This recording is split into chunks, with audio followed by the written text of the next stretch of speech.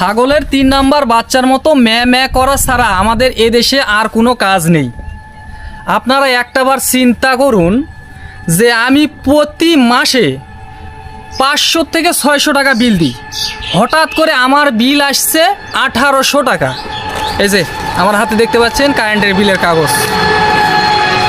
এখন আপনারা একটাবার চিন্তা করুন যে আমি একজন দিন মজুর মানুষ, দিন আনি দিন খাই, আমার পক্ষে কি 1800 টাকা কারেন্ট বিল দেওয়া সম্ভব?